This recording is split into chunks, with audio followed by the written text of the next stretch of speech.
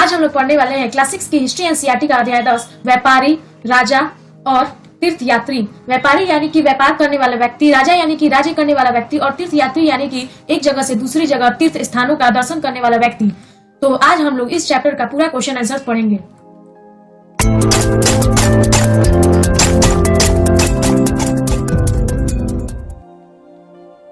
इस चैप्टर में सबसे पहला टॉपिक है आओ याद करें। इसका सबसे फर्स्ट क्वेश्चन है निम्नलिखित के उपयुक्त जोड़े बनाओ। यानी कि यहाँ पे हमको दो कॉलम दिया हुआ था जिसको हमको सही के साथ सही मिलान करना था। हमने यहाँ पे सामने सामने लिख दिया है। तो दक्षिणापथ के स्वामी सातवाहन शासक, दक्षिणापथ के जो स्वामी होते थे वो सातवाहन शासक होते थे। मुवेदार चोल, चेर और पांडे होते थे। अश्वघोष बुद्धचरित बोधिसत्व महायान बौद्ध धर्म। स्वयं तसांग चीनी यात्री, स्वयं तसांग एक चीनी यात्री का नाम है। और दूसरा प्रश्न है राजा सिल्क रूट पर अपना नियंत्रण क्यों कायम रखना चाहते थे। तो एक जगह से दूसरी जगह सिल्क आने जाने के लिए एक रूट हुआ करता था जहां पे राजा अपना नियंत्रण रखना चाहते थे। तो यहाँ पे हमसे क्वेश्चन है कि राजा सिल्क रूट पर अपना नियंत्रण क्यों कायम रखना चाहते थे।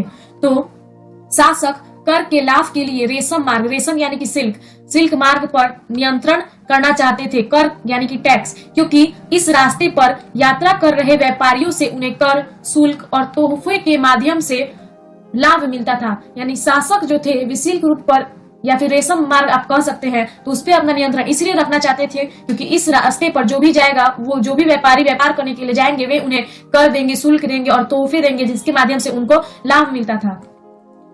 तीसरा प्रश्न है व्यापार तथा व्यापारिक रास्तों के बारे में जानने के लिए इतिहासकार किन किन साक्ष्यों का उपयोग करते हैं। तो व्यापार यानी कि बिजनेस, व्यापारिक रास्ता यानी कि व्यापार का रास्ता। तो व्यापार और व्यापारिक रास्तों के बारे में जानने के लिए इतिहासकार यानी इतिहास का अध्ययन करने वाला व्यक्ति किन किन साक्ष्यों, किस किस प्रूफ का उपयोग करते हैं। तो आइए देखते हैं। इतिहासकार व्यापार तथा व्यापारिक रास्तों के बारे में जानने के लिए बर्तनों यानी कि वहां पे जो बर्तन मिला करते हैं उस चीज से बर्तनों का उपयोग करते हैं। ऐसा अनुमान लगाया जाता है कि जहां ये बर्तन बनते थे वहां से व्यापारी अलग अलग जगहों पर ले गए होंगे।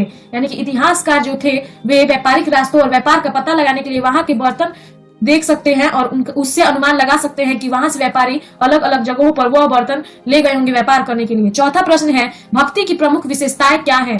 तो आइए देखते हैं।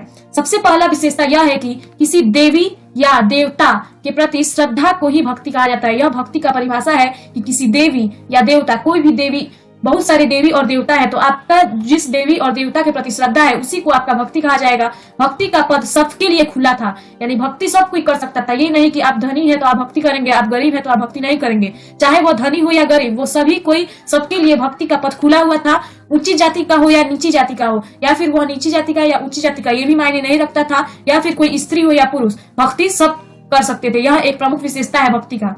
दूसरा विशेषता है भक्ति मार्ग अपनाने वाले लोग आडंबर, आडंबर यानी कि दिखावा के साथ पूजा पाठ करने के बजाय भगवान के प्रति लगन और व्यक्तिगत पर जोर देते थे। यानी भक्ति मार्ग के अपनाने वाले जो लोग थे वे आडंबर में विश्वास नहीं रखते थे, दिखावा करने में विश्वास नहीं रखते थे।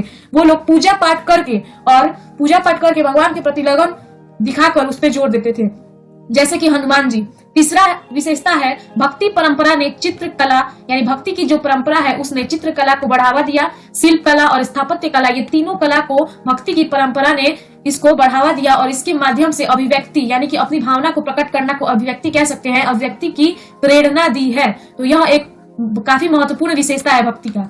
पांचवा प्रश्न है चीनी तीर्थयात्री भारत क्यों आए, कारण बताओ। हमने पिछले की कुछ कक्षाओं में पढ़ा है कि चीन के बहुत सारे तीर्थयात्री भारत आए हुए थे नालंदा देखने की या फिर कोई भी तीर्थयात्री तीर्थ स्थलों का दर्शन करने। तो वे भारत क्यों आए हुए थे उसका हमें यहाँ पे कारण बताना है इस प्रश्न में। तो चीनी बौद्ध तीर्थयात्री फाहसियान, इत्सिंग और स्वयं तसांग भारत की यात्रा पर आए थे। वे सब बुद्ध के जीवन से जुड़ी जगहों और प्रसिद्ध मठों को देखने के लिए आए थे। यानी कि उन सभी का भारत आने का एक बहुत ही स्ट्रॉन्ग रीजन यह था कि वे सभी बुद्ध के जीवन से जुड़ी जगहों को देखना चाहते थे, बुद्ध के मठों को देखना चाहते थे। इसीलिए वे सबसे पहले बुद्ध के जीवन से जुड़ी जगहों से परिचित हुए थे। वे प्रसिद्ध मठों को देखने गए, उन्होंने किताबों और बुद्ध की मूर्तियां को इकट्ठा किया। वे सभी बुद्ध के विचारों से बहुत ही प्रभावित थे जिसके कारण वे बुद्ध के मठ ही नहीं देखने गए बल्कि उनके किताब, मूर्तियां, इन सभी को इकट्ठा भी किया। स्वयं तसांग तथा अन्य तीर्थयात्रियों ने उस समय के सबसे प्रसिद्ध बौद्ध विद्या केंद्र नालंदा, जैसा कि मैंने पहले बताया कि बहुत से चीनी तीर्थयात्री नालंदा को देखने के लिए भी आए हुए थे, तो नालंदा में अध्ययन भी किया उन्होंने। और उस समय का प्रसिद्ध मठ था। छठा प्रश्न है, साधारण लोगों का भक्ति के प्रति आकर्षित होने का कौन सा कारण होता था? यानी कि साधारण लोग जैसे कि हम आप, तो हम सभी का भक्ति के प्रति आकर्षित होने का कौन सा ऐसा स्ट्रॉन्ग रीजन था कि हम सभी भक्ति के प्रति आकर्षित होते थे? तो उत्तर है, साधारण लोग भक्ति मार्ग या परंपरा की ओर इसीलिए आकर्षित हुए क्योंकि हमारी वैदिक यानी वेदों की परंपरा बहुत कठोर थी। इसमें जाति व वर्गों को ध्यान में रखा जाता था। यह कुछ लोगों को ही पूजा करने की अनुमति नहीं देता था, वे मंदिर में भी प्रवेश नहीं कर सकते थे। लेकिन भक्ति का पथ सबके लिए खुला था। जैसा कि हमने पिछले प्रश्न में भी देखा कि चाहे कोई अमीर हो या गरीब, सभी भक्ति कर सकते थे। चाहे नीची जाति का हो या ऊंची जाति का, कोई स्त्री हो या पुरुष, सभी भक्ति कर सकते थे। तो भक्ति का जो मंदिर में सभी कोई प्रवेश करते थे और भक्ति का पथ सभी के लिए खुला था, चाहे वह धनी हो या गरीब, ऊंची जाति का हो या नीची जाति का, स्त्री हो या पुरुष। सातवां प्रश्न है, तुम बाजार से क्या क्या सामान खरीदती हो?